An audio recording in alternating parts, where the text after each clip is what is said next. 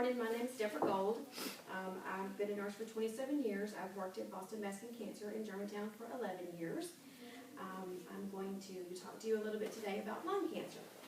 Did you know that it's estimated in the year 2013 there will be 228,000 new diagnoses of lung cancer, and there will be 159,000 deaths from lung cancer. There are two types. The first one is small cell. 1 out of 8 people who are diagnosed with cancer have this type. This type of cancer looks smaller under the microscope and it's very aggressive.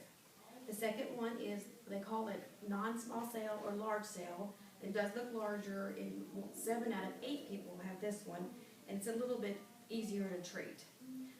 They diagnose it in several ways. The most common one people come in for is when they have a cough that won't go away, a weight loss, or extreme fatigue. These symptoms usually take them to their primary care doctor, who will run some tests, starting with an x-ray and then a CAT scan, and then they'll send them to us and we'll do what they call a PET scan and an MRI. After we do the PET scan, then we'll send them to either a radiologist or to a surgeon, and they'll do a tissue biopsy that actually removes part of the tumor. They evaluate it and determine what type it is. Once we determine what type of cancer it is, and if they have any additional lesions, we like to send them for surgery first, if at all possible.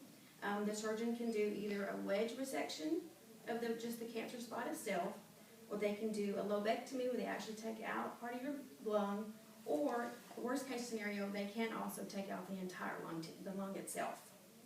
After surgery, and we give them time to recovery, then we bring them back and usually set them up with radiation therapy. This is high energy external heat that actually kills the cancer cell itself. Doesn't normally kill the good cells, just the cancer cells in that area. After that, or along with that, we may give them chemotherapy. This is given through the veins, through intravenous.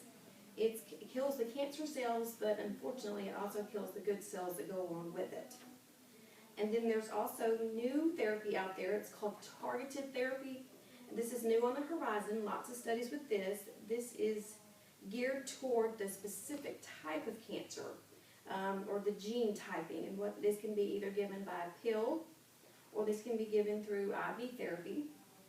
This is very promising. This has shown great results in the survival of the cancer patients.